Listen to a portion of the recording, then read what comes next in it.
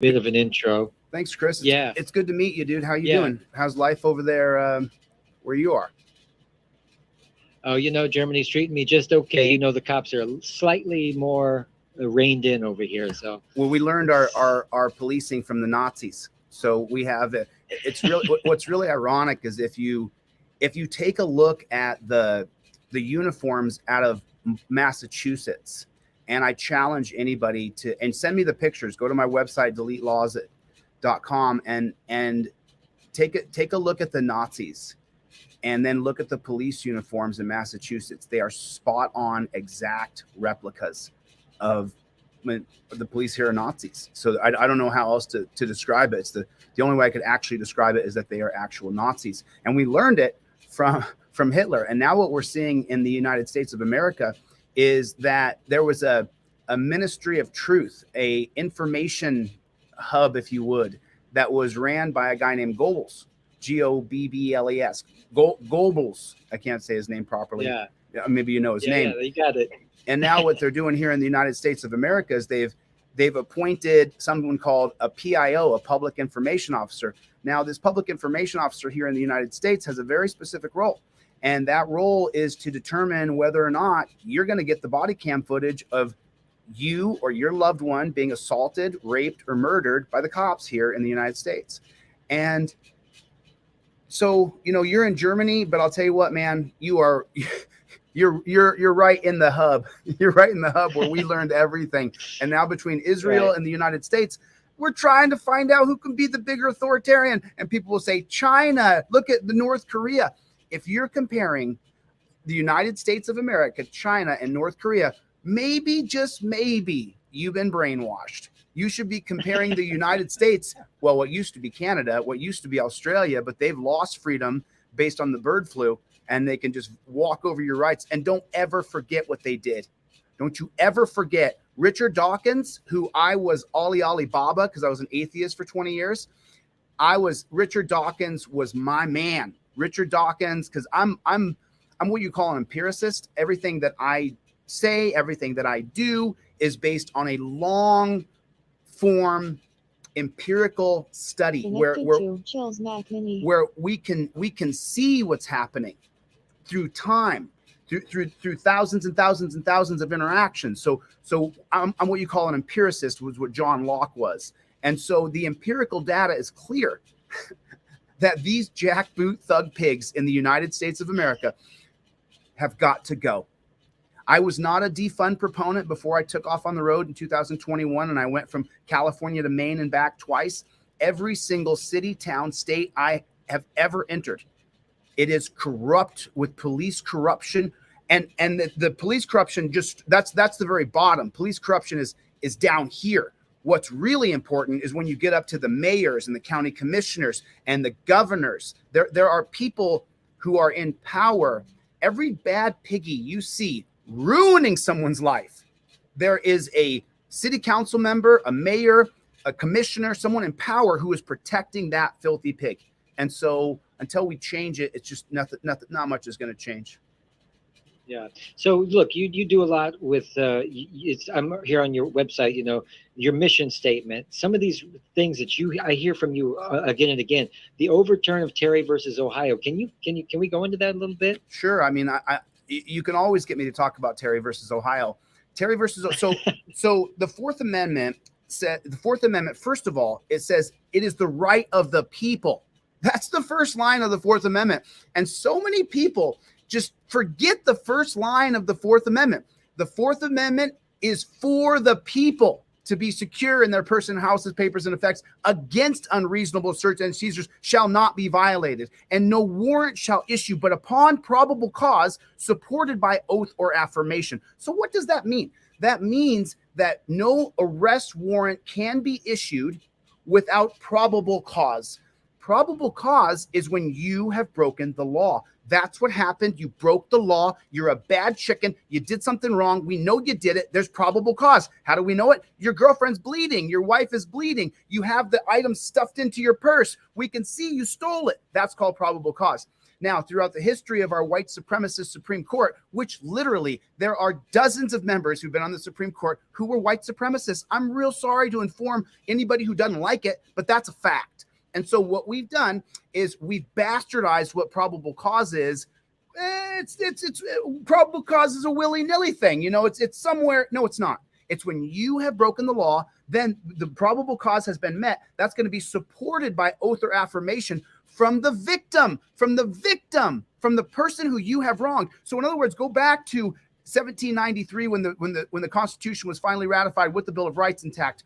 So then what happens is if you violated my right, Mr. Jeffries, then I get out of my cabin, get on my horse, take my buggy down to the it was back then, I was the president of the police bureau, and I go down to the police bureau and I file a complaint, and I swear by oath or affirmation that Chris Jeffries has violated me. He's violated my rights. He beat my woman, kicked my dog, and stole my porridge. And so I'm filing a complaint against you.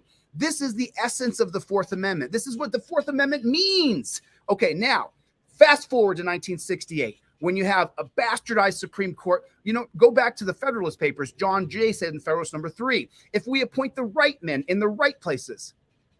What does that mean if you appoint the right men in the right places? That means if you put people in power where they're appointed for life, the Supreme Court. Hey, let me just help everybody. It's the Supreme Court, scholar. It's the Supreme Court, scholar. Go take a look. Probable causes when you have broken the law supported by oath or affirmation. Now, with that being said, here's what happens. In 1968, a white supremacist Supreme Court with Earl Warren, who's an authoritarian pig who advised FDR to lock up 100,000 Japanese people. And they did that, put internment camps in New York City, in Grand Central Park, with thousands and thousands of Japanese who were not violent, that did not want to attack the United States. In 1968, they changed our Constitution. So when you hear about a Supreme Court holding, what a Supreme Court holding means is they have interpreted the Constitution, and now the Constitution has twisted ever so slightly. And the Constitution that you thought was rule of law is no longer rule of law. If the Supreme Court says it's the Supreme Court, scholar, just remember that.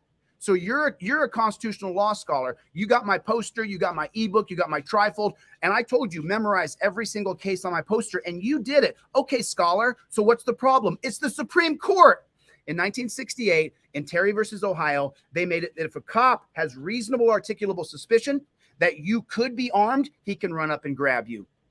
And reasonable articulable suspicion is a reason to detain you. What does detainment mean? According to Hugo Black, well, what if you go to question him and he's just going to go run right off? Then he can just run right off? And yes, that's correct. He can just leave if there's no probable cause. Well, I don't know about that, says Hugo Black, lifetime member of the KKK from Alabama, appointed in 1938 by Franklin Delano Roosevelt. So history's been bastardized. So in 68, they changed it from no warrant shall issue, but upon probable cause supported by oath or affirmation. That changed to the cop swears he was reasonably suspicious of you. I got my dog. We love you, puppy. Charlie, come here. Come here. You good boy, Charlie. You good boy. So that changed from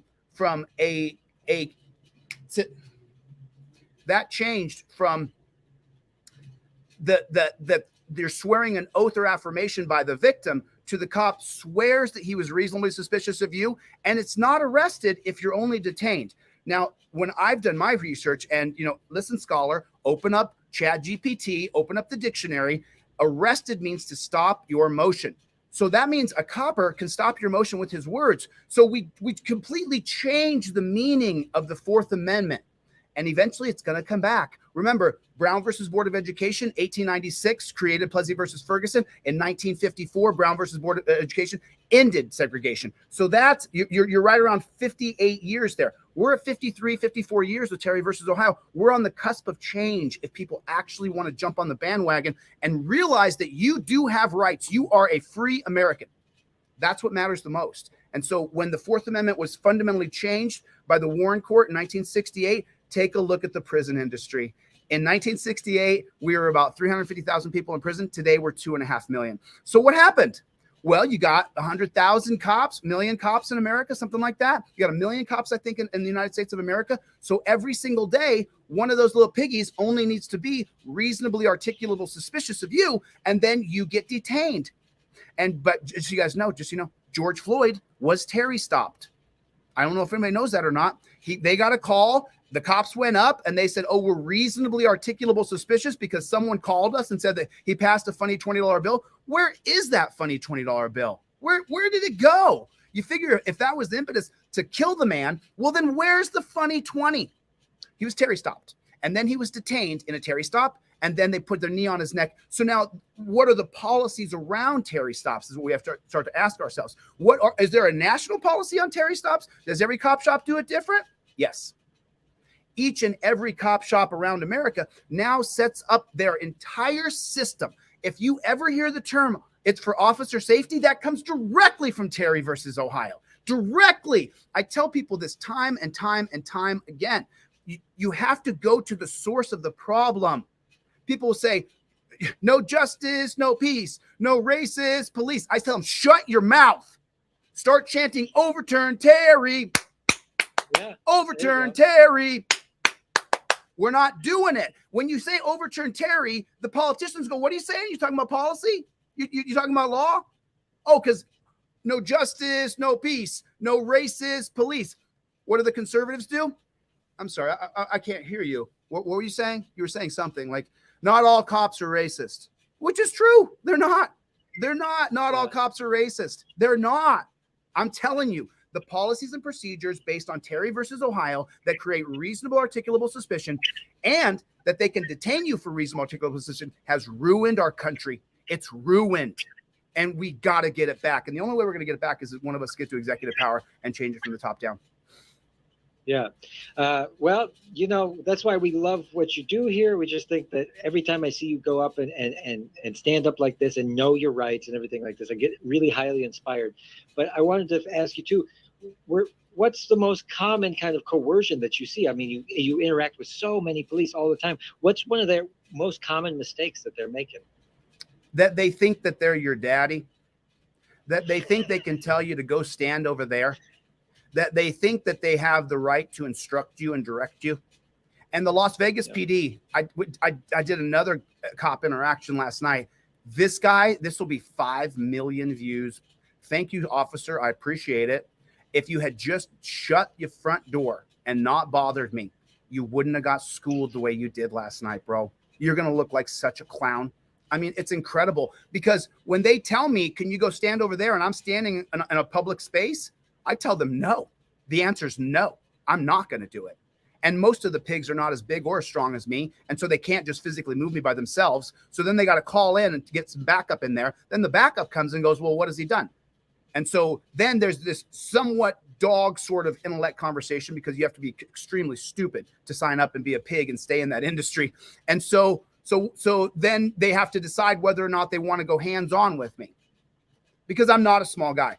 I wrestled and fought my entire life. My ears are cauliflowered. I've had surgery on them, but I'm not tiny. I'm not a weeping willow. And I know my rights inside and out. And the difference between what I do and some of these dunce caps on YouTube, we have a lot of frauditors. A lot of people just picked up a camera and they film cops. They don't know dick. They've been running around teaching people qualified immunity, because that's all they know. They don't know anything. They're not a scholar. I give a poster, an ebook, and a trifold that I sell on my website, Delete Laws, so that people can learn the Supreme Court cases that we must overturn. Well, just off the top, number 1, Terry versus Ohio. Number 2, Graham versus Connor. Kerr versus California.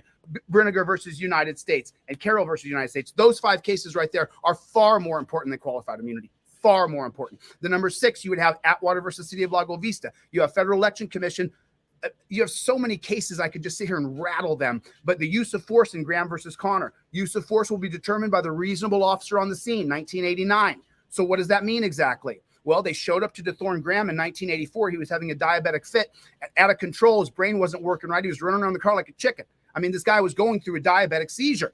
And so what they do is they beat him up, crack his skull, break his foot. They do all these horrible things to him. And then when it goes to the Supreme Court for a violation of use of force, for excessive force, the Supreme Court goes, oh, no, we're going to rule in favor of the cops. Use of force will be determined by the reasonable officer on the scene. Is that all? Oh, no, that's not all. What else? The cop can decide in his mind. Probable cause is what the officer believes in his mind, what you did before you got to the scene. So in other words, if someone calls in and said, Chris Jeffries has got a gun to his girlfriend's head, then the cops can come running in based on that pretense with no probable cause, not even reasonable articulable suspicion. They're going on someone's call. It happens to Tim Pool all the time. And so Graham versus Connor, use of force will be determined by the reasonable officer on the scene. That literally is the holding. So which is reasonable? Which one's reasonable? And then, I'm 210 pounds. I work out every day. I do sprints. So now use of force will be determined by the reasonable officer on the scene. Now, I'm a nonviolent person. I have said time and time and time again, we will not get there by fighting the cops. We actually have to get some of these cops to work with us to get rid of the torture cuffs, which were from slavery. Okay, so now use of force will be determined by the reasonable officer on the scene. What does that mean? That means that any use of force done to you was determined by the reasonable officer on the scene. And then when you go to court, you got a Kevin or a Karen judge. And what does the Karen or Kevin judge say? Hey, use of force will be determined by the reasonable officer on the scene. This was the reasonable officer. You were out of line. Right. I would say that's a little more important than qualified immunity. Asking the police to police the police. Exactly. Thanks. Yeah. So does anybody have any questions in the peanut gallery here? We got Joaquin. Do you have any questions for Chille? Yeah, I had. So I threw up a clip earlier. I was in the Walmart parking lot yesterday, actually, and saw this city police cruiser going up and down the aisles, and they've got these cameras where they are scanning license plates and putting them into their computer database and automatically popping up flags when somebody's got warrant, if the vehicle's been reported as stolen or anything like that. I just wanted to get your opinion on them using that technology in that way. Well, let's just point at what that technology has done. Let's point at the results. Let's take a look at the empirical data. Like I said, I'm an empiricist. What has been determined by using license plate readers to then pop up anything that registered car owner may have on his record? Well, there was a piggy in Florida named Zach Wester. And Zach Wester used that license plate calling in reader, whatever they were using, to call in license plates. And then what Zach Wester would do is he would find a license plate that came back with a felony hit from a previous conviction. He made sure he did it right. He only got 12 years. I think he should have got 100 years. So he would get the license plate and he would get the information back. And then Zach Wester would then target that person and follow them, him and a group of other piggies. Only Zach went to prison. So the group of piggies would target that individual. And then he would call specific cops to the scene. He would pull over that vehicle with his body cam on. He would plant drugs on that person because he already had the data that this person is a previous felon on probation, a recovering drug addict. And then he would plant drugs in their car. Zach Wester was the son of a pig and the daughter of a pig. Two pigs make a hog. And so then this hog, what he would do after he planted the drugs on you, he would then take you to jail and charge you with crimes. And just so you know, of the 82 people, I believe it was, who were charged with crimes, just take a guess on the panel how many of them pled guilty, who didn't have drugs that's on camera that he planted them. How many, what's the percentage of the panel? What do you guys think? How many percentage of the 82, you think it was 10%, 20%, 50%? How many think pled guilty? Fucking 100%. 100%. Holy shit. You can't beat the system. And you get a public pretender who will go in there and say, listen, Mr. Jeffries, you're not going to beat these charges. You got a previous felony conviction. And Zach Wester is a highly decorated son and daughter of a cop. And he's got the most drug arrests in the county. Well, let me just tell you what happened here. A lab technician who was a junior lab technician, not the senior lab technician, she looked at it and she goes, it's crazy.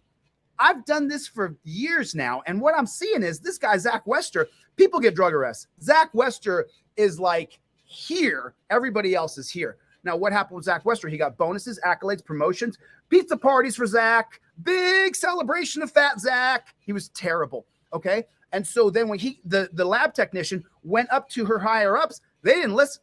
So she blew the whistle. And then when it got up to the city council members, the city council members said, well, why are you even looking into this? It's already been determined. The people who are the city council members, I can't remember the guy's name anymore, but he literally said, why are you investigating this? These are already determined cases, because she was in the interest of justice. Well, eventually it came out years. It took years. And eventually came out that Zach Wester had been planting drugs on all these people. And because they knew they couldn't beat the system, 100% of them pled guilty to the crimes. And one guy lost his daughter because he was in a custody battle. He'd been sober for, I can't remember if it was 12 or 20. I got pretty bad dyslexia. And And it was 12 or 20 years. He had been clean and sober, and he was in a custody battle for his daughter, and he lost. And the woman then moved her daughter to Florida, and the judge put the order in that he didn't have any more rights to his daughter because he was a habitual drug reoffender. So another woman couldn't afford her heart medication, and her daughter had gone to prison. And so instead of taking the money that she spent on her heart medication, she spent the money to get her daughter out of jail, and she died. So there are real consequences to having bad pigs. There's real consequences to it. So until we get there, until one of us gets to executive power, which is exactly what I'm planning on doing, nothing changes. Nothing will change. I was talking to someone. Sorry, go ahead.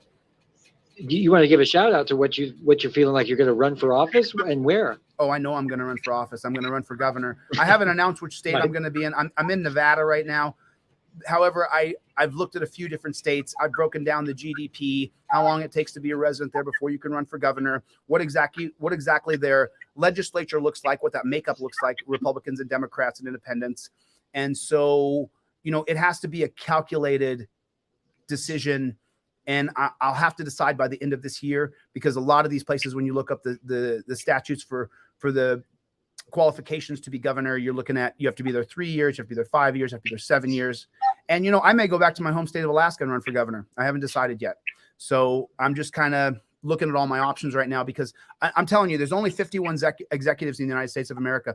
And unless you have executive power, then you can't change anything. If you're the mayor, the city council member, or you're on the board, or you're on the PTA, or whatever you think you're doing, there was a Yale study done about 20 years ago. You have absolutely no effect on government, even if you're one of the top donors in the world. Now, don't get me wrong. If you nestle in Clarence Thomas and bring him into your inner circle and pay for his house and his kids and give him millions of dollars, you might have some influence in policy at the Supreme Court, which is gigantic. So Thomas should be impeached and he should be charged, and so should the guy paying him off. But until we get to executive power, and people don't know this, that's why on the left, there's some ideologies that are just plain stupid. It's just stupid. It's just dumb, and then on the right, it's just disgusting. There's so many things over there that are just Nazi-esque, and they cop suckers. I mean, they got that cop stick all over their face. It's just so nasty. So I'm looking at an independent party that I wrote, and I'm I can't really say much more because I haven't made the decision on where I'm going to run for governor, but 100%. And I don't care if I don't win the first time, I'll win the second time. I'm still under 50 years old. Yeah. So I have time left in my life to get to a point of leadership. I was telling the guy earlier, I was saying what people don't know is that the 51 executives, the 50 governors, and the one president, they have immense power by pointing their finger at what they want the allocation of funds to go to and what they want to happen here. And people don't really understand the power of the governor. And you're starting to see that now in South Dakota and in Florida with Ron DeSantis, who is in a war against Latinos. Me llamo Jose Maria de Castro. So I'm not a DeSantis fan. However, when they put their foot down against the central bank digital currency in South Dakota and in Florida, that's going to stop the tyranny. You do not want to go to a centralized digital currency. You want to revolt with all your might. You do not want that. And that's another entire podcast. But right. Yeah. And Doug Baum is actually another guest we got on here. He's shaking his head and agreed. I think he agrees with you on that one. But and Doug, did you have a question for Chille? Not any questions. I've just been kind of like looking at the chat, and it's like really fiery. It's spicy, yeah. You're gonna get a ton of trolls. They're deathly afraid of me. They're terrified. I see that. Dude, that's CIA. Come on. It's crazy how like people knew who you were and jumped into this like right away. That just like shows me that people are following you. People are like they are out to get you. They're afraid. Yeah, they are. It's like because in general there was only like a dozen at a time. People in the watching this because we've been on for a good 2 hours now, and. But look, we've got some good how many people are going to know who you are, right? Like, it's like not that many, right? But then all of a sudden they just happen to show up, like right when you showed up. Like that was kind of very, interesting. Well, I don't even think you were even advertised as being on the show. It's like, how did they find out about you? So that just makes it even more suspicious to me. Like, something's up, Like, these are state actors. Yeah. These are state actors. These are either that's what I think. The mothers and fathers of cops the brothers and sisters of city council members, the brothers and sisters of governors, the brothers and sisters of judges. Remember, the Ohio State Supreme Court tried to reel me in and say I was practicing law without a license because I attempted to get power of attorney for a woman in Ohio because I was going to work as her advocate in court and just speak on her behalf. Well, the Judge Waldo, who is a absolute scumbag, who I believe 100% set up all the rehabs for profit for himself. So he did. He's a scumbag. He knows it. He knows he's a scumbag, Waldo. I know you guys are watching this. You're a scumbag, Waldo. So then what he did is he tried to revoke my bond in Ironton, Ohio for peacefully protesting. Do you understand that? Because the coppers said they were afraid of me because I told them I would hold you down on the mat, bro, in an exhibition. And so they didn't like, no copper likes that they can't just whip my ass, you know, and they live in a system of violence. And I come from a system of violence. So, you know, while I've sworn off actually doing violence to others, if you do violence to me, I'm not a weeping willow. Now, if the cops attack me, you have a right to defend yourself. Right. If the cops attack me, I'm going to cower and give up and let them do what they're going to do because I am not going to fight police. I won't do it. So if any copper out there says, oh, he attacked me, bro, if you've watched my videos for the past couple of years, I have people scream in my ear, yell in my face, get right up in my face like they're going to attack me. I've been in hundreds and hundreds of fistfights. The chance of you knocking me out with the first punch is very low.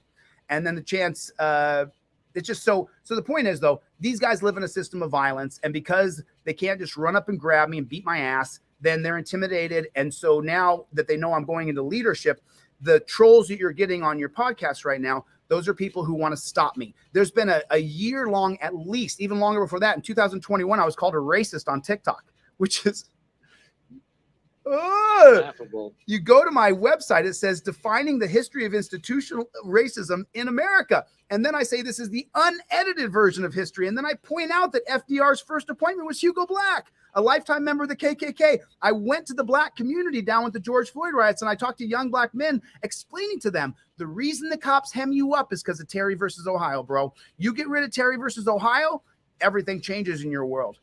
And amazingly, a rapper, I'm not going to give him any light, but a washed up has-been rapper who can't get any traction now other than creating drama. I used to have this illusion that there was leadership in the black community. There's not. And if the black people don't like it, then show me your leader. I'm ready to support him. So for the first year I did this, the first 8 months I did this when I was on TikTok, I would reach out to what I thought was black leadership. And I would be like, hey, listen, take the ball here. Take the ball, run it into your community and explain to them that a scholar sat down with you and explained to you it's Terry versus Ohio, and then Graham versus Connor, and then Carroll versus United States. There are specific Supreme Court cases that must be overturned if we're ever going to have freedom in this country. I reached out to every black leader I thought there was. And what I met was a bunch of celebrities and social media influencers and rappers who really, it's about being famous. It's about people knowing who you are. It's about that I'm the one leading on this. There was a woman in, I don't want to give her any light either, but she makes these videos, just stupidity. It's just, so anyway, they tried to call me a racist in 21. My TikTok accounts got deleted. I had 300,000 people on TikTok. Then I regrouped in 2022, started on YouTube. Within 1 month on YouTube, I had 10,000, 20,000, whatever. And then now I'm a year past in YouTube, a year and a few months now. I guess we're a year and a half almost. I started in January of 2022. And now there's been an entire sect of people who've tried to call me a grifter, tried to call me a scammer, while I raise money for people in the thousands, and while I give away all of my products absolutely for free. So if you can't afford my poster, my ebook, or my trifold, all you have to do is go to deletelaws.com, go to the inquiry form, and I email it to you for nothing. So I'm such a grifter and a scammer, right? Even people who are, you called me an auditor. I'm not an auditor. I'm an activist. Because in this space, you got the most shallow, disgusting people who are the leaders of it, like Long Island Audit, who's the most skin-thinned, wussy beta boy I've ever seen.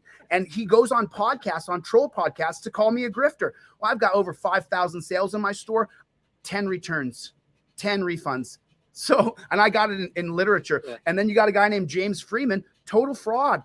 Been running around teaching people qualified immunity, he's just stupid. I mean, he's very brave. He's very ballsy. I used to really have a big affinity for the guy. But then when I came on the scene and rose up like a meteor, they're so like, I don't get it. They're 10 times larger than I am. You know, I'm just a guy out here trying to change things. But within the leadership of the auditing community, guys like that and guys like that, they're just dunce caps. They just don't know, you know? And so if you right now, Chris Jeffries, if you called me up and said, hey, Chille, come on my podcast. I want to bash Brian from Here's the Deal.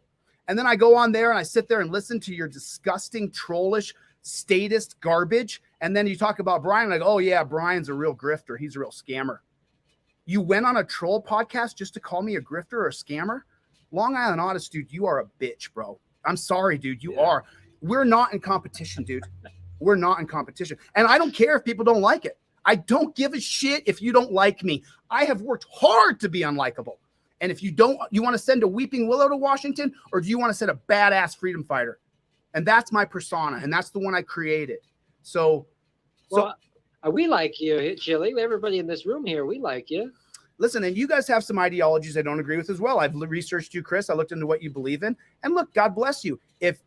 You can have those opinions, and I will not sit and shout aloud how we disagree. There's no point. Right. We agree on some things. We don't agree on everything. If you have a wife or a boyfriend or a husband or a sweetheart, you don't agree with her or him on everything, and you have sex with that person. So we're not going to agree on anything. But what I don't like are little bitches who take pot shots at me when I don't even know you. I don't even know you, dude. I don't even know we don't even know each other. It's incredible. I've had people in my own space create videos. I mean, there's a guy named Lackluster. He went on a troll channel and he said, Chille has victims. We're just protecting them. Hey, Dale at Lackluster, there's been a year-long investigation at least. There's a fake criminal record, a fake FBI dossier that I'm a child molester.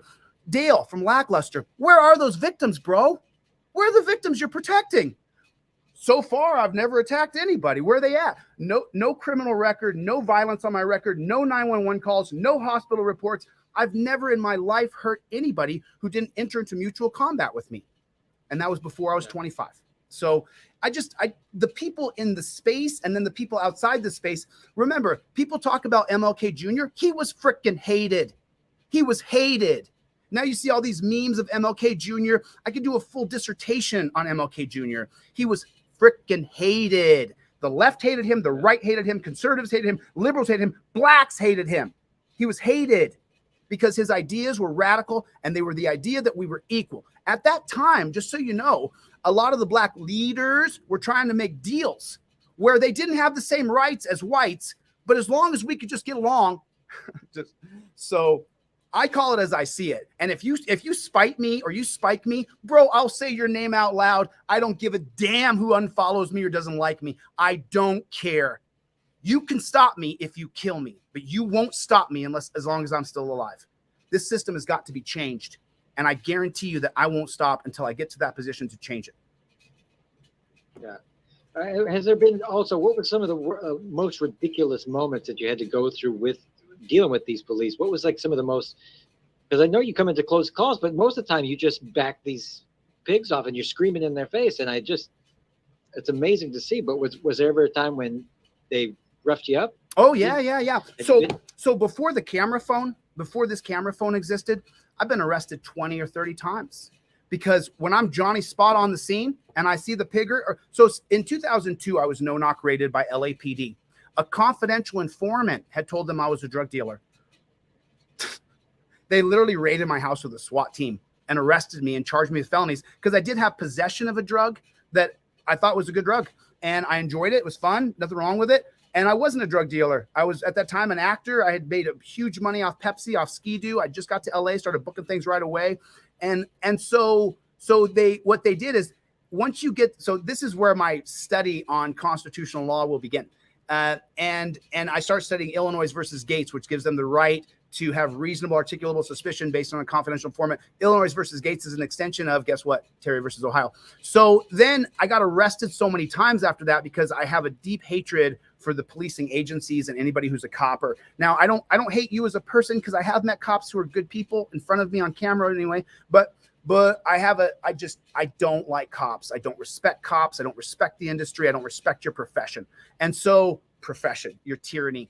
And so then I got arrested a dozen, 2 dozen times just for no reason. Because the cop would be beating on someone, be like, yo, what are you doing, dude? You got him. He's down, dude. He's down.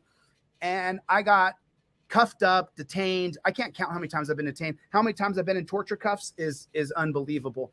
And so then when the camera phone came out, and then I was a huge fan of auditors. I started off in 2012 with a group called Photography's Not a Crime, 2010, 2011, with a guy named Carlos Miller, who's the original OG cop watcher. And Photography's Not a Crime. And so when I was watching Photography's Not a Crime, I did anything I could to help Carlos Miller with his mission. And that's when I became acquainted with Philip Turner. If you look up Turner versus Driver 2017, that's the Philip Turner. And so I became acquainted with Philip Turner. I became acquainted with these guys from Cop Block, Adamo Freeman and Pete Iyer. And so I flew up to New Hampshire because I didn't want to be the guy in front. You know, I already, if I go sit at a restaurant, you know, I mean, I am what I am. So I have an amazing amount of energy. I don't drink. I don't smoke. I don't do drugs. I don't take Adderall. I don't take anything, nothing. You know, I do caffeine right there. I got a cup of coffee and I got my gun right there. I got my gun here and my coffee here. So then when I started interacting with cops on the street, because I was now back then, just so you know, back in 2010, 2011, you know, there wasn't the idea you could just stream it up. You know, it wasn't normal, you know, so I was trying not to be in front. I was trying not to be the face of the movement. It was Carlos Miller and Photography's Not a Crime and Cop Block. Cop Block was really big on Facebook. There's Cop Block Washington now, Cop Block Maryland, Cop Block Florida. Those guys really spread a really cool thing. And so when I flew up there to help those guys and say, because I was an executive in Manhattan and I was making, you know, hundreds of thousands of dollars a year. And I was like, you know what, how can I support you guys? Get this. I paid them in Bitcoin. And I had like 60 Bitcoin. I had 60 Bitcoin. So anyway, if you go through that mental psychosis of what I went through watching that go up and down, because I got rid of all the Bitcoin back in 2012. And so then I got arrested so many times, because I hated cops at this point. I mean, there was no giving an inch. I fucking hated them. They no-knock raided me, took me out of my bed, charged me with crimes, turned my life upside down. My girlfriend and I have 5 years, broke up. It was horrible what I went through. So then I got arrested so many times. And then pretty soon I started to realize that with Instagram coming out and these new ways to film, that if I held my camera up and talked to them, that I wouldn't get arrested. And so then I had some really hairy interactions where I got detained sometimes, which means torture cuffed. And, you know, I'm not laying on my belly, bro. It's not going to happen. You want to take me in? Go ahead. Here's my wrist, but I'm not laying on my belly. So then I had some really gnarly interactions. One of the gnarliest interactions I had was in 2006 or 2007. I'm not sure if you know this, but roommates and neighbors are cancer. Roommates and neighbors. So anyway, my roommate and I had split apart. He'd done some really shady ass ish. And so I'm like, I'm out, bro. Like, you're unethical. And when it boils down to it, even if you don't like me and we don't get along, I'll be ethical with you. You know, I'm not going to steal your things, or I'm not going to kick your ass. I don't want to have a fist fight with anybody. And so when I went to move out of that apartment, the cops showed up and I didn't have a phone in my pocket. 2007. Yeah, this was still at a time, 2006, 2007. This is at a time when the camera phone wasn't really a big thing. You still have to use flip phones and sidekicks and stuff. It was a sidekick back then. Okay. So then the cops show up. My cousin is there helping me move my stuff out. And this cop walks up to me because I'm in the right. I'm just getting my things and quietly leaving. I'm not saying anything to pigs because I don't like them. And this cop walks up to me and is like, "You're going to get your stuff and get out of here." And then he walked up and got nose to nose with me right here and put his head into my head. And I said, bro, if I throw you on the ground, your boys are going to jump me. So get out of my face. But he pushed his forehead right into my forehead like it was a match. And I'm like, bro, you know, one of the only times I actually wanted to kick his ass because I don't think violence is going to solve it. I think it's when people understand the policies and procedures and how to change the laws, and you get someone in executive power who will do the bidding of the people. I think at that point, you're going to be able to implement change. But I don't think you're going to be able to implement change with violence. I don't think it's going to happen. Or I would be a big proponent of revolution, but I'm not. And if there is a revolution, I will fight on the side of the constitutionalists because we have a system. We're not living by it. We're living in absolute tyranny. This is not a rule of law. I was talking to a friend of mine last night on the phone. He's got a really big channel. And I said, we're arguing back and forth about volunteerism versus rule of law. And I said to him, bro, he said, here's how your system's going. He said, my system has not been going since 1812. 50s? 1812. Okay. So, yeah. Yeah. Violence breeds more violence.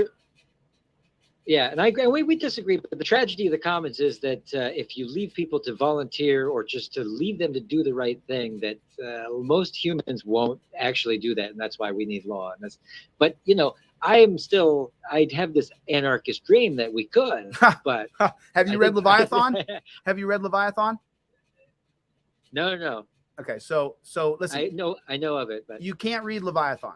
I can't read Leviathan. I mean, if you can read Leviathan, you are far smarter than I am. You have to go online and listen to lectures of people who teach about Leviathan, and then you have to wonder what their slant is or their political slant is. But then when they break down paragraph after paragraph, if you haven't read Essays in Humanity, 1689, written by John Locke, it's a hard book to read. You can listen to it on audiobook, but then I would highly recommend that you listen to podcasts of people who educate you on what exactly Essays in Humanity actually means. And so what these two scholars, Thomas Hobbes and John Locke, together determined was that the term that Hobbes used was bellium omnia contra omnes, which I believe is a Latin term, which means a war of all men against all men.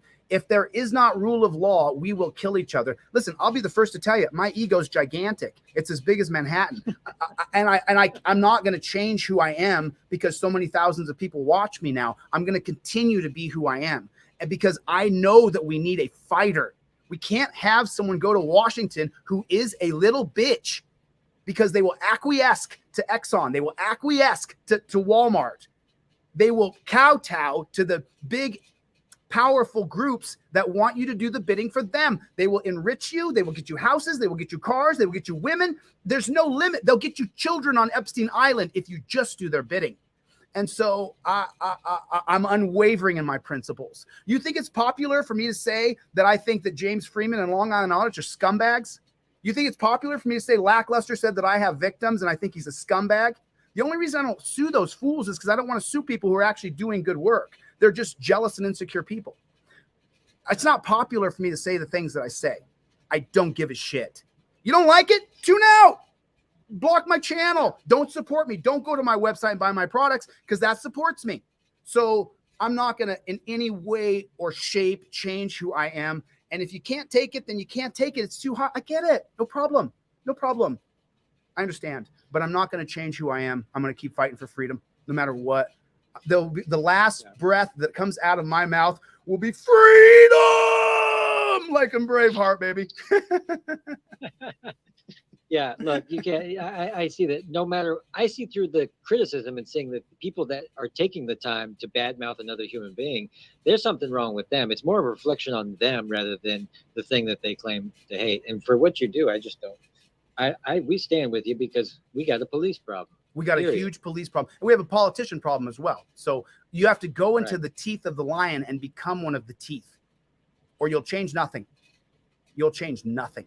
Nothing will change without executive power. Nothing. Yeah. Zero. I'm sorry. I wish it would. Go ahead, Doug. I'm sorry. I'll shut up. Bomb. Yeah, I was just going to ask, like you said earlier about your run for governor. You said you're running as an independent, or it would be with a separate party. I already wrote it. It's a party platform. I wrote a platform. Oh, okay.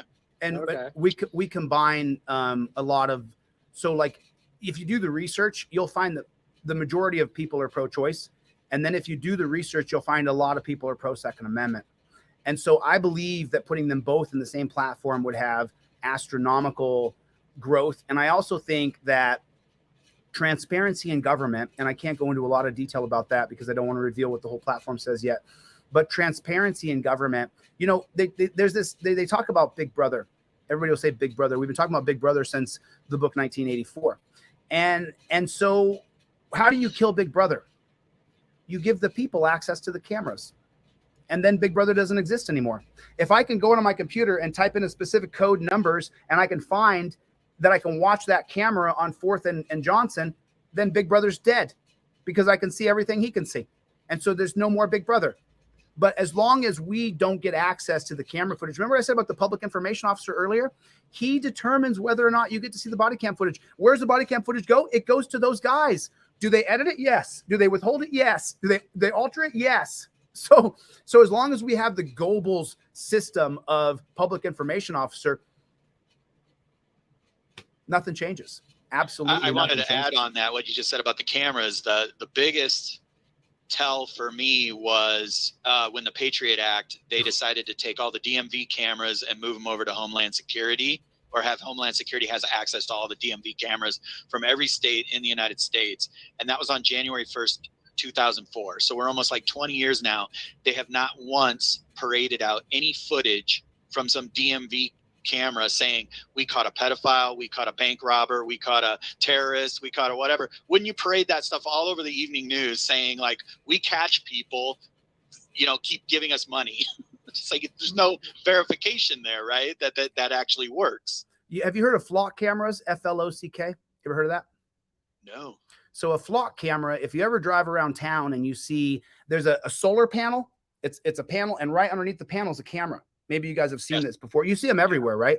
Well, a flock camera is an unregulated camera that peace officers groups, they're not law enforcers, they're peace officers, that peace officers get, and the flock corporation, the flock camera system, I don't know who owns the whole thing, but what they do is they will supply the cops with these cameras, and we don't have access to them. We don't know where they are. The stream goes directly to the cop shop. So flock cameras cost them nothing, and they get a live stream of that. We essentially have a CCTV system like Britain, but we don't get access to those cameras. And then if the government hurts you, beats you, rapes you, kills you, or your loved one, you have to apply to the Goebbels public information officer to see if you're going to get that footage. And so Ronald Green, they hid his footage for 2 years. He was murdered in the streets, and none of those pigs have faced justice. And we don't get access. I want to be able to go to a copper Johnson. I ran into this copper the other day who was a stiff prick. And I want to be able to go, Officer Johnson, badge 62981. And then there's the catalog. Here's where he's been for the past year, every stop. There it is. And so that would mean the public information officer, the Ministry of Information would then, an agency would be created that would then block out the things that were private that people couldn't see and not cut the film, just put a blocker over it. And that does not include the shootings and the death. That includes that you're in someone's backyard and it's a privacy issue, so you don't get to see their backyard. But in the interest of justice, if someone is shot or someone is killed, the public should get to see that information. If someone is assaulted, someone is raped, someone is beaten, and people are like, oh, cops wouldn't go into someone's house and rape them. Yes, they do. Yeah, they do. It's extraordinarily real. So as long as we don't have access to these cameras, it will continue to be a tyrannical police state, prison state, death state. And for all the prisons and jails, how much better are we doing now? I mean, we've been locking up. So just do the math on that. 350,000 people when Terry versus Ohio was passed in prison, over 2.5 million now. So we're almost at 7 or 8 times the amount of people living in prisons and jails. And so surely the country has to be better. We got rid of the 1% of the criminally insane, right? We didn't. We're locking up people so that other people can make money by guarding their skin. That's what's happening. Yeah. Wow. Yeah. Mass incarceration. Yeah, it's not pretty. And look, I don't even know if it's a lost cause or not, but if you think you can change the system that we got and add on to it, I think maybe that's the way to go. I can't do it alone. Well, I'm behind you, but it's daunting, isn't it? It's daunting knowing that. It's daunting. Why? Well, it's daunting just because we've been like, I grew up in the 1980s. This was like the peak of mass incarceration, or the beginning of it. Ronald Reagan liked to just sweep people into jails for like joints and stuff like this. Mm-hmm. And then it began, and it mixed with everything else in American society. That also, we have a health crisis on our hands too. Everything from obesity to fentanyl. This compounds into cops. You get cops walking around who are too obese to even chase down a criminal. Well, we were just earlier reading a study that said the effects that obesity has on the brain. So, it all ties in together with America is this place where we got a lot of work to do. Well, you could take a pill for that obesity. You don't got to change your diet. Yeah, just take a pill. Big Pharma. Big Pharma is going to sell you. What did we just see? Oh, come on. What did we just see? Big Pharma owns our government. And the most truthful monologue I've ever seen was by Woody Harrelson on Saturday Night Live. I've never seen anything more honest. I mean, he was the most honest he could be. He said, someone gave me a movie script. And they said in the movie script that the big pharmaceuticals were going to buy up all the TV time, all the politicians, all the council members, all the commissioners. Big Pharma is going to buy them all up and tell them that the people have to buy their drug. And so the government has to buy their drug, and then they're going to inject their drug in all these people. And he said, I just couldn't take the film because it's just unrealistic. It's a nightmare scenario. It just couldn't happen. I mean, I kind of bastardized what he said, but that's what he said pretty much. You can pull it up and you can watch it. But that's what's happened here. So Big Pharma owns our government in entirety. They fund Republicans and Democrats. And that's why you just saw what happened. And just so anybody who went out there and said, you have to take this medication or you shouldn't be able to live. Listen, Richard Dawkins to me is dead. I can't listen to another word he ever says. He's the biggest scumbag I've ever seen. He has not fallen on his knees and apologized up and down. I used to listen to him religiously because I was anti-religion. And so I can't even listen to him talk.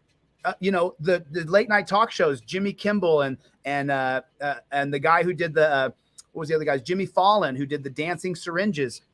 You guys, I can never even look at you again. Like, I think that I think you're scum, dude. I'm sorry. I don't need you to endorse me. I'm not running as a Democrat. So they're just scum. And I'll never forget. I go to the Twitter page and Instagram, never forget what these people did. And there's entire threads where they just continually repeat. These people get up there. You shouldn't be able to go to a restaurant. You shouldn't be able to travel.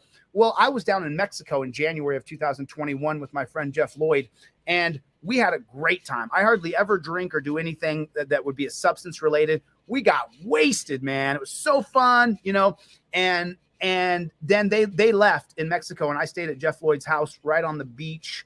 Oh, sweet ass, right? So then I got COVID January 2nd. And I was like, oh my God, because all through 2021, all through 2020, they were trying to get me to take the mandatory medication by the big pharma industry that owns our government. And I said,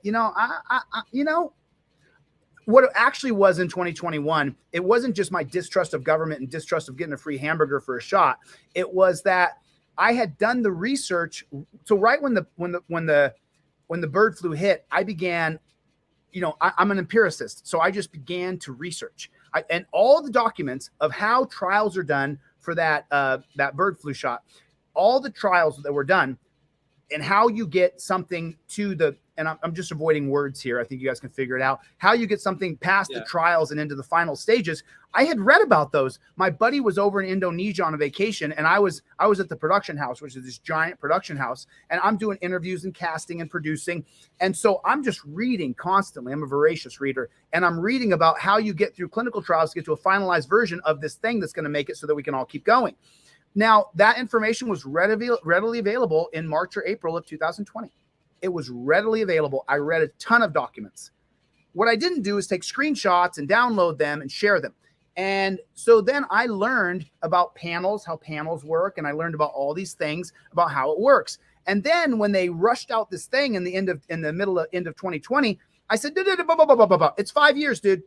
Every single document I read from Pfizer, from Johnson & Johnson, it's 5 years. They need 5 full years to give somebody this and then wait a year. Give someone that and wait 2 years. If you guys are unfamiliar with the Tuskegee experiment, where we murdered young black men in a horrific, disgusting exhibition of inhumane tyranny, then Tuskegee experiments everybody should know about. That's where you get the right to know what you're a part of. It's someone can tell me, I can't remember the exact terminology, but it's the right to know what you're involving. Is this an experiment? Is this what we're doing? So then when they tried to roll that out, I was like, No, I'm not doing that. I'm not doing that. I know from the research. So then I went back and tried to find those documents, and they were gone. They were all gone. All my research was gone, because you on Chrome, you just go to your history and you go back to that date and you click on it. It's gone. So I'm like, you got to be kidding me, man. So then when I got back from having COVID in January of 2021, and then I had done the research already. If you've already had COVID, your antibodies are 13 times stronger than any shot you're going to get. And so then I got back into California, and this is part of the reason why I left, because then I started to go out to restaurants, bars, clubs, whatever I was going to go to. I don't really go to bars very much, but if I'd go to even a store, I went to the St. Laurent, what's that fancy purse label? It's a SL on it. I wouldn't buy one of them, but I was with a friend who was shopping. St. Laurent. Yeah. And so I went to that store and they kicked me out because I didn't have a mask on. I filmed it, and I just was like, it's such a scam. It's such a scam. It is such a scam. If it wasn't a scam, then tell me how come everybody in Florida isn't dead? It's such a scam. It was a scam for Big Pharma. They own your politician. Every person who says, oh, let's say Chris Jeffries is a politician. Oh, Chris Jeffries, he's a good man. Really? Who's funding him? Because that's how you'll find out how good he is. Bernie Sanders, I was a burner. I was like, man, change the system. Eat the rich, right? Then Bernie Sanders says, vote for Clinton. You lost me, Burns. Oh, shit. You lost me forever, bro. Right. You are the devil. Yeah. I would never support him again. Never.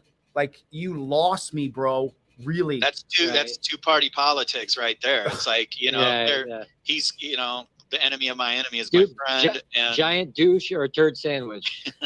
Exactly. I mean, for me as a human being, if you loop me into so for example, I've got Team DLZ. Those are my hardcore, diehard OTVO people who just, no matter what I do, they're not going to leave me because I'm a good man and I have my principles, my values, my perception, my direction is 100% true north.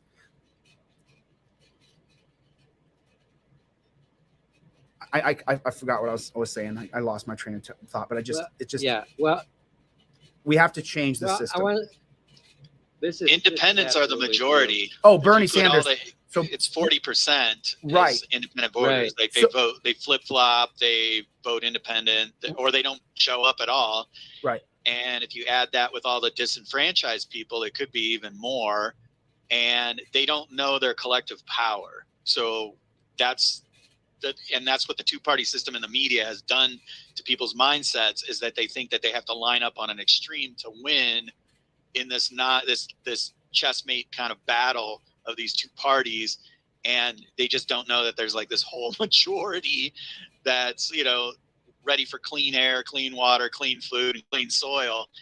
And that's kind of how I look at it. Like, nobody's going to tell you can get off grid. Nobody's going to tell you that you can grow your own food, which we're into that over here at this podcast. I saw what you guys are into. I took a look at back. Yeah. So what I was saying, and I lost my train of thought, was that if I loop my people in who are Team DLZ, and these people are diehard, they back me up. If I go to jail, I'm getting out. These people who are not rich will throw in $10 a piece and get 500 of them, and they'll get me out of jail. These people, I'm only powerful because the people who back me. And so when Bernie Sanders took his group of people that he'd corralled and then said, go to Epstein Island, you lost me, bro. You lost me. Like, you lost me forever and ever and ever. Totally. You told me to vote. I don't believe in reptile people. I do listen to every single conspiracy theory. But by the way, there's a checklist of conspiracy theories. And then there's a checklist from real reporters that the conspiracy theories have become true. But the one I don't believe is that there's lizard people. If there was a lizard person, it would be Hillary Clinton. So, like, I voted for a woman in 2020, by the way, for president. I voted for a woman who was running on the Greenpeace or Libertarian Party. I knew nothing about her. I just could not vote for Biden, and I could not vote for Trump. I couldn't do it. So I voted for someone. I knew they weren't going to win, but I still did my civic duty and I voted. If you said, oh, you're just wasting your vote, you just wasted your vote. Yeah. So, well, you don't vote for president. The Electoral College does, and they're not going to. Right. So if you're in a state where it's like majority red or majority blue, it doesn't really matter who you vote for, really, because it's always going to swing one of those two ways, right? No, it does matter. It does matter. People, it does matter that you voted. It matters that you said, I'm going to go down, because if you get into the habit of doing anything, for example, I intermittent fast every day. Every day I intermittent fast, every other day. I may miss a day now and then, but I intermittent fast every day. I go at least 18 to 20 hours every day with no food. Okay. Now, if I said that didn't matter, that it doesn't matter what I physically look like, I can just, I'm a brain now. I'm not a physical person. I've sworn off violence, so I'm not going to be fist fighting anybody in the streets. If I just said, oh, it doesn't matter. And then what happens when a new third party emerges that's actually votable, that you would actually vote for that person?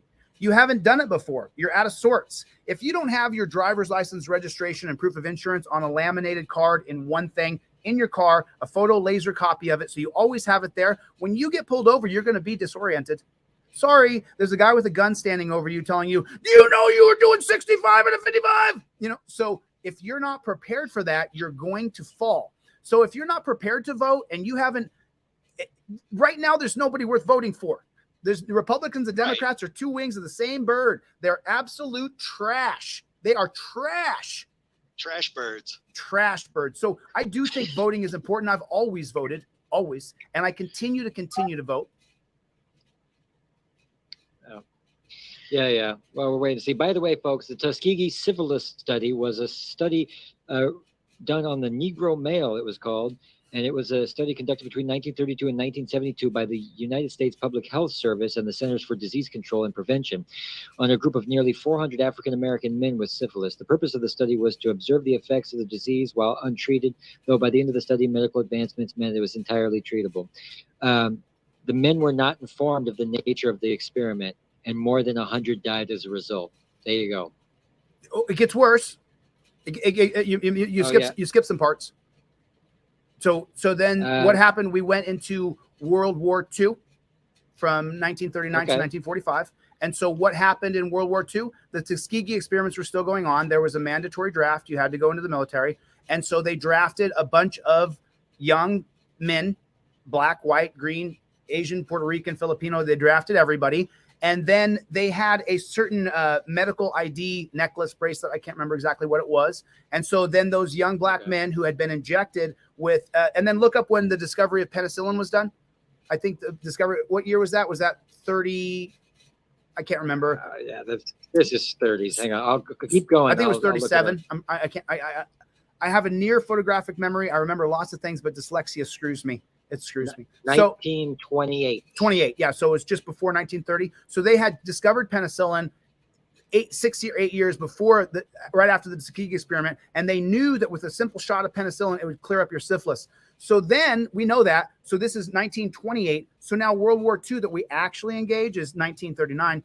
And so, but we were involved in the war deeply before that. And so then we send these airmen to war, and they got that bracelet on that says contact Uncle Sam if you're going to medically treat this guy. So doctors called up Uncle Sam through the medical bracelet or necklace, and they said, hey, we got this guy, he's got syphilis, we got to send him off to war, we're going to give him a shot of penicillin. And the big brother on the other end said, no, you're not. Whoa. We'll pull your medical card. You will no longer be a doctor. You will not practice medicine anymore in the United States of America if you give that guy a penicillin shot. The doctor said, are you kidding me? No. Then the FBI visited the doctor and said, you will not talk about this. You will not tell anybody about this. And if you do, you'll lose your medical license, or worse, we'll kill you and we'll kill your kids. And so they sent men off to war who were literally walking around scratching. And they wanted to see how long it would take for someone to die with syphilis. So implied consent. I believe it was called. No, that's the DMV thing. My brain's searching for that exact term. Right to know that you're a part of a medical study. So yeah, right. Tuskegee is far more horrific than you could imagine. Imagine going to war and believing that you have this catch-all on your wrist, that the government's going to help me no matter what. I got my medical card. So, they kept going back to the doctor for their syphilis, and it just wasn't getting better. And the government's like, we don't know. We don't know what's happening to you. We're really sorry. We're giving you everything. They would give them fake penicillin shots. Yeah. But we grew up knowing about the Holocaust. That was for sure. That we knew that there was Nazi doctors doing evil experiments on the German population, but they left out conveniently the part where we did the exact same fucking thing. I find that just There's ironic. two different histories there as well. Like the Russians Right. were told that the Russian people were told that they went in and killed Hitler and that Hitler did not commit suicide. And then the American Right. children were told that he committed suicide. He's a coward. So you see what I'm saying? There's two different levels of Fucking propaganda. hilarious. There's Yeah. he It's lived his crazy. days out. A lot of people. There was a really popular guy on the Rogan show who he said that he believed Hitler lived out his days. I think it was in Venezuela, and they Oh, created. hilarious. Yeah. Are you guys familiar with this? They created a small Nazi colonization. Argentina, yeah. Yeah. So there's some people who think that. The same thing with Epstein. Some people think that Epstein was swept out of that prison. He now lives on an island somewhere in the middle of nowhere. And because he had such powerful secrets that he had set on electronical time locks if anything happened to him. So there's people who believe that he's still alive somewhere, that he may have got plastic surgery. He looks different, but he's still Epstein. And the only reason I give credence to that argument is because where is the Epstein list, and how come Bill Clinton and Donald Trump are not being deposed about what they did with Epstein? And so for the people on the left and the people on the right, I know that people love Trump, and I got people who are diehard Trumpers that have not left me. Thanks for not leaving me. But I can't support Trump because of how many pictures I saw with Epstein. I mean, why are you hip to hip with some guy? You know, Bill Gates' wife left him over his relationship with Epstein 20 years later. So let me just play devil's advocate here, because this is not factual, but just play it out. Why are you divorcing your wife or husband? Because he was involved with a pedophile? In my breaking down of data, it would appear to me that she probably looked at her calendar in August of 1997, September of 2007, whatever the day she looked at. And then she's a highly intelligent woman. She probably looked back and said, oh, Bill told me he was here. And then with social media, a picture came out that showed him here on that date. And then she probably looked back at her calendar and said, oh, Bill Gates was here. And then she looked at what he had said and said, oh, he said he was there. But now there's a picture of him here. And so I believe that Miss Gates came to the conclusion that Bill Gates is a pedophile. That's what I think she did. I think that she then said, I'm not going to stay with a pedophile. Now, he had numerous affairs and done all kinds of stuff that super rich, powerful elitists do. But to me, I've been with women. I had a long-term girlfriend who cheated on me, and I kept her because, that I figured that was my deficiency. Come to find out it wasn't. But the point is people will stay together. There's beaten women who stay with their husbands. There's people who stay together after they lose a kid, and that's one of the hardest things to do. And so I think that I want to see a deposition from Gates. I want to see a deposition from Trump and a deposition from Billy Clinton. I want to hear them be questioned about what they did on Epstein's plane, where they went, who was there, what they saw. Why aren't we getting to the truth? That's what I want to know. We, one of our, and the left wing people, one of our prized intellectuals is Noam Chomsky. And he was just dead to said me. that he was also hanging out with. So that was a major blow for all of us lefties. Dead to me. He's dead to me. You know what he said? Go get the jab. He was for anti-freedom. And just these are some of my heroes we're talking about. I absolutely love Dawkins. I absolutely love Chomsky. I mean, when people didn't even know who he was, I would take a video and go, hey, have you seen this guy? He's amazing. And then the brainwash that the people who refuse to take this mandatory medication, they're the problem. Meanwhile, in Florida, none of those people were forced to take anything, and they had a lower rate than we did nationwide. So you got to start to go, oh my God, what are we doing here? And Noam Chomsky, I haven't seen a video of his since. You send me a Noam Chomsky video, I erase it. I can't. Dude, Jamie Foxx right now, according to reports, he's in bad shape. He became in bad shape after he took a mandatory medication. And by the way, he held out for like a year, 2 years. And then he took that mandatory medication. Jamie Foxx, who I know personally, is upside down right now, may not live, may not be able to walk again. The last report I heard is he was learning how to walk again. Most talented guy I've ever met in real life, ever. I've never met anybody in real life. I met Jamie playing the piano at the Bellagio, and he could play the piano like off. Doug, I just wanted to say goodbye, and this has been a great conversation, and I hope you continue these live ones as well as your interviews, and keep the We'll channel have you rolling. back. Yeah, we're gonna have you back again too. Thanks, Doug. Yeah. Thanks a lot. Good meeting you all. Take care. All right. We'll see you. So, but yeah, we'll wrap up in the next 10 minutes. But yeah, we were talking about Jamie Foxx. Tell me a story real quick. When did you meet Jamie Foxx? I met Jamie Foxx in 2001. I said he was playing the piano at the Bellagio, and he was. No one knew it was Jamie Foxx. You just saw the side of a black dude, and he was playing away, and people were walking by. But the girl that I was friends with was had a serious relationship or a bond or a friendship, whatever. And so she said, "Hey, come over here and meet my friend." And I went over, and it was Jamie. And so then we started to talk, and then pretty soon we met out in LA, went out a couple times, and he was great. He was great. I mean, the most talented person I've ever seen in real life.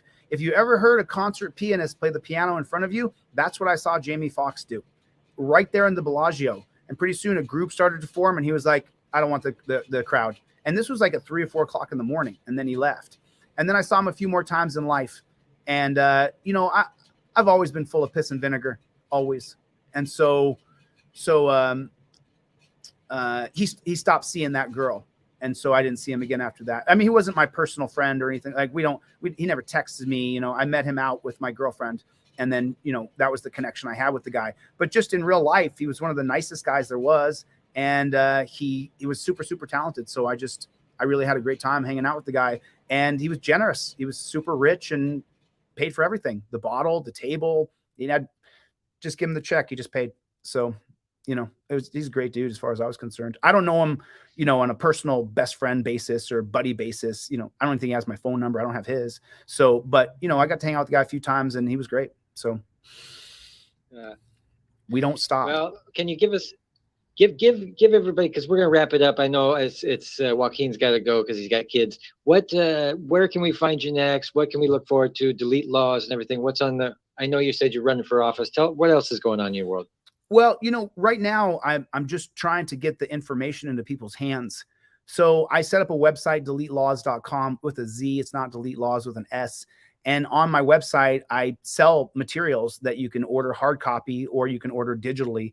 The hard copies when I have to charge for the printing press, and then we ship it and all that stuff. And then the digital copies people buy for, I think it's $8 for the digital printout. And I think it's $20 for the poster, $20 for the ebook. And so what I'm trying to do is educate the populace. That's my real goal. And so that's why I've always given away, since I started selling products, I've given them away for free. And, a lot of people who support me and love me, they're like, "Chille, don't give away your products for free. Don't do that." Well, if there's a barrier to entry to learn your rights, then I'm as bad as everybody else. Then I'm a total fraud. I'm just doing this to make money for me. And I'm not in it just for money for me, because I can go do a lot of things and make money. It's just, I want people to get the products. If you got the $8, give it to me. I need it. If you don't got the $8, I'll give it to you for nothing. Just hit the inquiry form. "Yo, Chille, I'm on a fixed income. I live in Colombia. The dollar is 5 to 1. I want your products." And I email, me and DLZ Clips, a guy that I work with who runs the Clips channel, we send off, hundreds, thousands of these things every month. It literally takes hours and hours and hours. DLZ Clips was telling me day before yesterday, he said, "Man, I sit there for an hour and send off and send off and send off, and, I have to make an income, because, there's a guy who works for the brand that has to have a paycheck. He's got to get paid. You can't live on good feelings. So I do want you to buy my product. I could. I do want you to go to my website, Delete Laws, and buy my products. That's what I want you to do so that you learn. And if you can't afford my products, I'll give it to you for free. Like, that's how passionate I am about what I'm doing. Like, you have to have that pamphlet in your car. I wish I had one here. You open it up and it says right away, "Here's my license, registration, and proof of insurance," that you should have on a laminated card by now if you followed the channel. And then it says above it, "I invoke my Fifth Amendment right to remain silent. Don't ask me where I'm going. Don't ask me where I'm coming from. I'm not going to answer.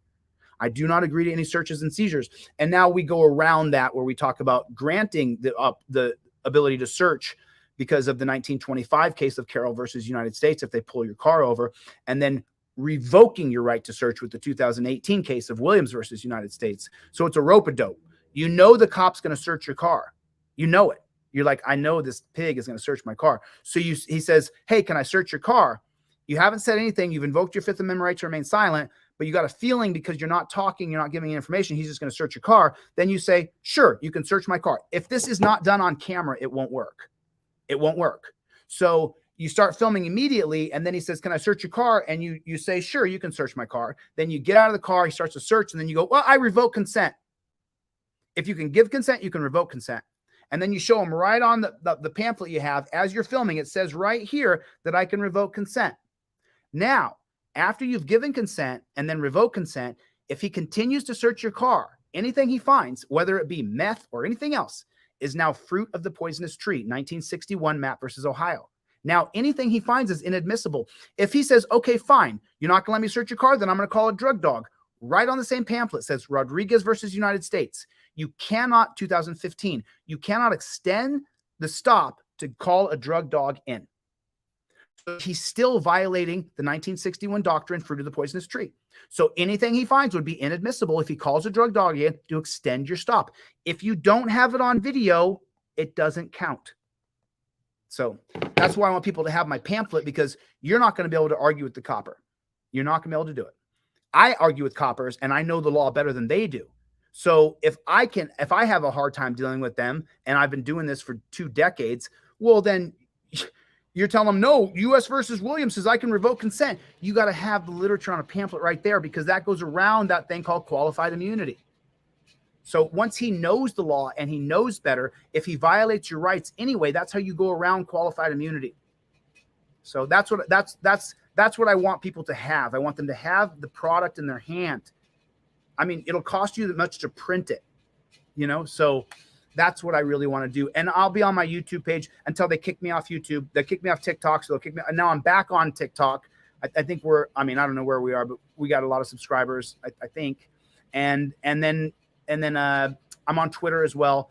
And if I get booted off of YouTube, I'll go to Twitter. And if I get booted off Twitter, then I'm not going to stop. You can't stop me. So yeah, I'm not going to stop. Look, you're a fucking classy human being. We love to have you on the show. We'd love to have you come back because we run out of time. But everybody check out his website. I'm going to leave it in the description and everything, or you can go out and find it yourself. Delete Laws, YouTube channel full of great videos. Wonderful shit. Joaquin, did you want to add anything before we get out of here? No, man, I really appreciate listening to you, and I appreciate all the valid points you made. I was honestly a little distracted by the chat we had going on. So many people showed up that were just immediately trying to blast you, and it's fun to watch. Like, I appreciate everybody's opinion. Nobody offered up any type of solid information or facts or anything. There's a lot of personal attacks. Somebody realized that I'm living in my mom's basement, which is not, ideal, of course, but it's a place What's wrong with mom's basement? To live, and I can't afford anywhere else. So hate me if you want. That's just the way it is. Everybody that is on this channel already knows that. It's not like a huge secret or anything, but it was great to talk to you, man, and listen to you, get your opinions, and I'm excited. Honestly, I'm excited to see where your campaign announcement and where that goes for you, because you made a lot of points that I've been speculating at for a long time. One of the things that I've said on this channel is that the system is broken, and I don't think that trying to make changes to a broken system is going to yield fruitful results. But I, with your level of confidence and competence that I've observed, I'm excited to see where it goes, man. So thanks for coming on, man. It was nice. God bless you, sir. Chille DeCastro, wonderful human being. Joaquin Harless, as always. We're going to sign off for now. We're going to talk after. So we'll see you guys next time. See you on the next one, brother. Later, Gators. Boom. Call ended. So there was a guy who contacted me. I took a look at his podcast. He's got the best of intentions. He lives in Germany. I don't know if he's expatriated completely, but he moved to Germany because of how much the tyranny exists here in the United States. And he contacted me and asked me if I do a podcast. I very rarely will do any kind of podcast or interview. I will not do a panel. you know, look, it's really sad, and I'm really sorry to have experienced some of the things that I've experienced and then reported back to you the actual experiences that I've dealt with. But when I've seen people, you know, who are supposed to be in this space who bashed me, it makes me sick. It makes me sick to my stomach. It really does. And so I'm not going to hide the truth from anybody. I will tell the truth. And if you don't like the truth, then you're on the wrong channel, because I'll tell you exactly what the truth is. If you don't want to know it, you're in the wrong place. You're in the wrong place. Anyway, listen, I've got about 45,000 things to do, but anytime I ever do an interview, if everybody knows this, if I ever interview anywhere, if I ever talk to anybody, I will have a recording of that interview. I will not be clipped out of context. I will not be clipped out of context. So I always have a copy of the context, always, so that if anybody ever, Cope Doggy Dog, what's going on? What is going on? Katie Fry's in the room. What's going on? What is going on? Victor Rice, what is going on? Christina, how are you? Nice. You have rights, cops have duties. Joel's in the room. The Fallen is here. What's going on? Mikey B, what's going on? Do we have a Chevy in here today? I haven't seen Chevy. The Tribe is in here. Your confidence is poquito. Hi, Malone. What's going on? Jack is here. I don't read Jack's full username, so I just stick with the Jack and the basic Jack. DLZ Clips is here. John is here. What's going on? Les Paul. Greg, what's going on? How you doing, brother? Exposing Tyrants has arrived. He's in the room. Christina is here. Good to see you. Chuck, what's going on, Chuck? The Boyer Smith. Did I see Greg? I did indeed. Go back here. DJ is in here. DJ, I can't see that comment. Sorry about that. Jim is in here. Action Jackson, what's going on? SWE Observer. James J, what's going on? How are you guys? Marcy's in here. Alpha Overseer. Nice to see you, Alpha. James, what's going on, brother? Andrew's in the room. What is going on, Andrew? How's everybody? Everybody hit the like button. Hi, Malone. Thank you for the super chat. I try not to be rude to the person who's doing the interview, but hi, Malone. Thank you for the super chat. I got that. Thank you. Appreciate it, man. Thank you. Really. Anybody's name I did not say, drop a comment right now if I didn't call your name out. Scrubzilla is in here. What's going on? Carlos, what is going on?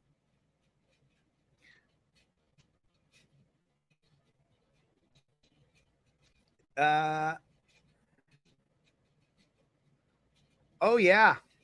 Carlos says, hey, Chille, I used your stuff when I got pulled over by LVMP the other day for no reason, and they asked me if I was part of your crew as I was filming it, and they saw I had 2 dash camera systems operating. Hey, Carlos, send me that video. Send me that video. If you have your camera going in your dash cams, I want to see the video. I want to see that. The DJ Sad is here. DJ Sid, SDDD, limited edition. Good to see OTVO. I'd like to see that video. Jimbo is in here. What's going on? Anybody else? Let me give a shout out. I Love Yahweh is in the room. What is going on? Cope Doggy Dog! Cope Doggy Dog! Knuckles, baby. Good to see you, Cope Dog. Les Paul, nice to see you, my friend. Nice to see you. Good to see everybody. Jeff hates pigs. Jeff hates pigs. Jeff hates piggies.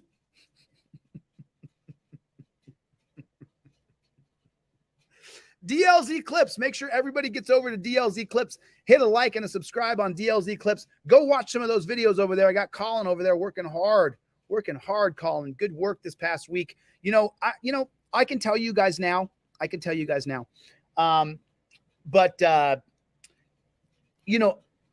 made an error. I take thumbs and put them right here. I made an accounting error last month, and it cost us big. And so while I've been doing all these things and I'm trying to get the money for Eric's fundraiser, we were literally just chosen as here. What's going on? DLZ Clips and I were floating at zero for a minute there because of my error, because I miscalculated something, the website, and I messed up. And so, man, we were just dying. And I told DLZ Clips last 8 or 9 days ago, I said, bro, we have got to dig out.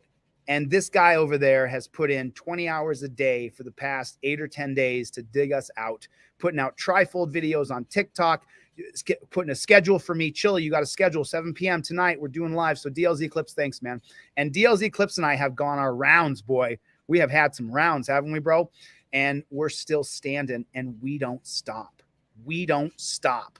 Team DLZ, we don't stop. And now, after the last 8 or 10 days, we're finally back in the black, and we're back where we're functionable again. But there was a time there. There was a real time there. We were really down. It was really hard. You know, Scrub, I did get the, you guys want to check his, let's check his fundraiser real quick. Let's see where he is. Let me see where his last, he's at 3132. Michael Martin has recently donated. Let me just show you Eric's fundraiser. Oh, I got that cash. Who wants to match me $20? Let's do it. Let me grab that cash. Who wants to match me $20?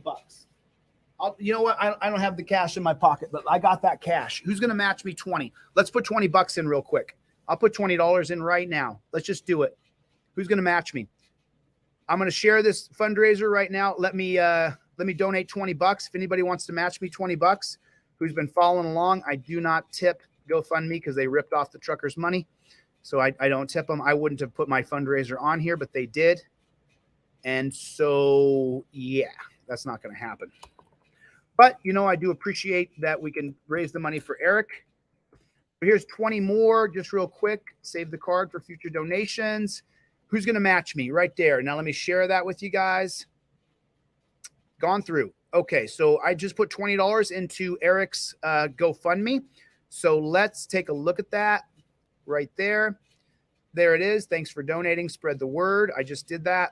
So now let's go back to that. Let's go to history, fundraiser. There it is. Okay, there it is right there. $20. Michael Martin, thank you so much. Denny, yesterday, thanks a lot. Appreciate you throwing in 10. I need someone to match me $20, and then I can end this live stream. Sorry about that, guys. Sorry about that. Let me just do it again. Let me open up that bad chicken. Let me open that bad chicken so you guys can see it. Eric's fundraiser right there. There it is right there. Let me share this screen. Somebody want to match me 20 on this? That would be amazing. Let's get another $40 in there just real quick. Let's just get it done. Get another 40 in there right now. Just do it. Just open up your phone and go to the fundraiser here. And there it is right there. I just shared another 20, just looking for someone to match me. You can PayPal, Cash App, or Venmo straight to me, or you can put it directly into the GoFundMe. Someone match me. We're at $3,152 now of $7,200 needed. So we're just under $4,000 to go. Let's get this done. Let's get it done. And there's the numbers from today. I put in $20. Who is going to match me? Who is going to match me? Chuck P. Greg, boom. Greg, match $20. Chuck P, match $20. Greg, match $20. Chuck P, matched me for $20.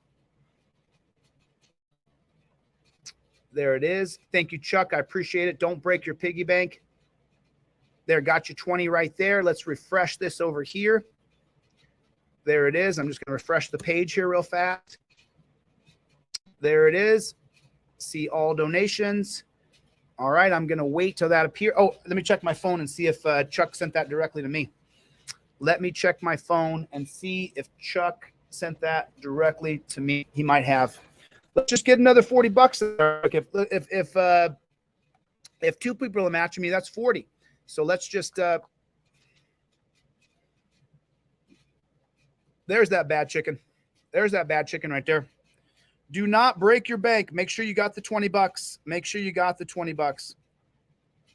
So let me just take a look here. Let me check my PayPal, Venmo, Cash App. Make sure anybody didn't send me that money. Want to make sure someone did not send me that money. Okay, I got nothing in PayPal. Let me check Cash App real quick. Oh my goodness. $50 right here. I got a $50 donation coming in right now. $50 donation coming in right now. $50 donation coming in right now from Chuck Mayer. Chuck Mayer with a $50 donation. Woo! Chuck Mayer with a $50 donation. Thanks, Chuck. $50 donation right there. Right there. Just Josh Hanna, $20 donation right there. Here it is. Luke, $10 donation Right there. There it is right there.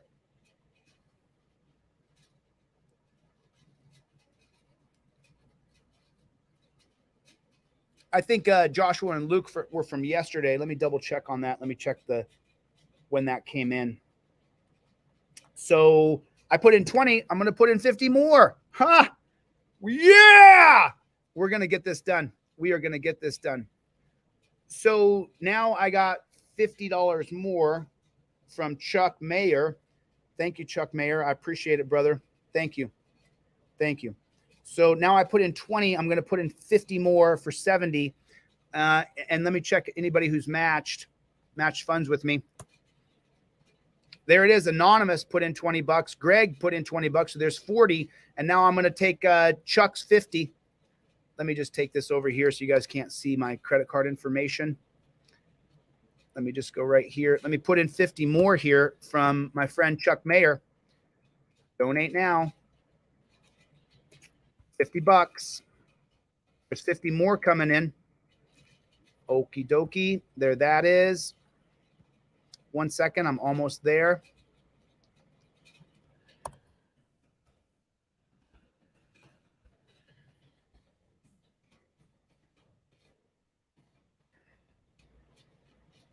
Donate now. And there it is right there. Donation has gone through. There it is. There it is right there. Did we see that pop in? Let me see what you guys can see over here. There's $50 more. Half match is fine. Quarter match is fine. Thank you so much, Cope Dog. Do not break your bank. Do not go broke. Do not. Well, if you have to skip a meal, I don't mind. Most of us could skip a meal and we'd be just fine. If you got to skip lunch tomorrow because you put that $20 in, I'm okay with that. I don't mind if you skip a meal. This guy can't walk. This guy can't get around. Let's finish it up. Let's finish this up. Thank you, Cope Doggy Dog. Cope Doggy Dog. Thank you, sir. Let me refresh this real quick so you can see that I just put Chuck Mayer's $50 in there. There it is, right there. There it is. You guys see that? There, right there. There's Chuck Mayer's $50. We just put that in right there. 17 people just donated right there. See that? So there's the 50 I said I would. This was a friend of mine that I called and asked him if he would put some money in, and he did. He said he'd like to remain anonymous. So I put the money in. He put the money in himself, actually. I didn't even put it in for him. He just put the money in. So now we're 3,192. Let me see if that changed. 3,242. Now we're 3,242. So we are exactly $4,000 to go. We are $4,000 to go. We got this. We got this. We got this. We are $4,000 to go on his fundraiser. We are $4,000 to go. Okie dokie. There it is right there. I actually have to give Eric a call at some point today. I got to call him and talk to him. So there that is right there. Thank you, Chuck. Thank you, Greg. Thank you. God bless you. Let's take a look at all of them and see if anybody else has come in. There's Greg B. And there's, I guarantee you this is Chuck. So, and then there's me. And then there's Michael Martin. I don't know who Michael Martin is, but I would love to be able to know your username so I can shout you out.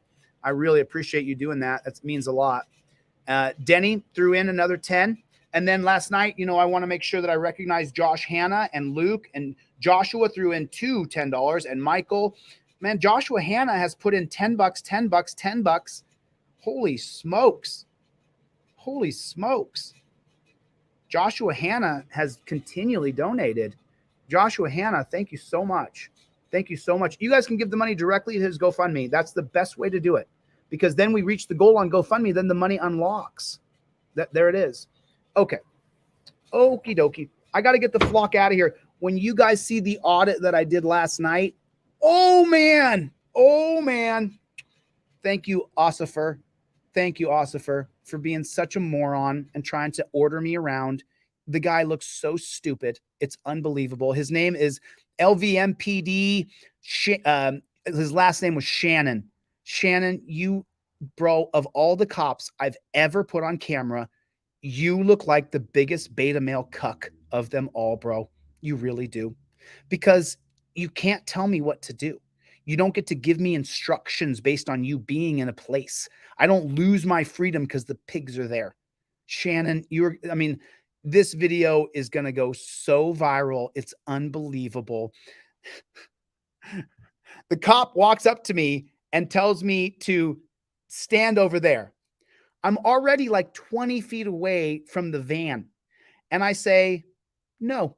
I let him say what he's going to say. And then I go, no. And then he goes, and then he continues to push that he wants me to go stand over there. And I begin to explain to him, I know my rights. Just go back and do your job. I didn't say hello. I don't want to say goodbye. Just go over there and do your job, dude. And then he starts to give me more directives. Well, there's another 10 feet before the street. And he wants me to go further back this way. And I tell him, you know what, bro? You're starting to piss me off because you're starting to infringe on my rights. And he says, well, you know, I can tell you what to do. And I go, oh, really then? And I just walk right past him 10 feet closer. And I go, what are you going to do now? What are you going to do now, Copper?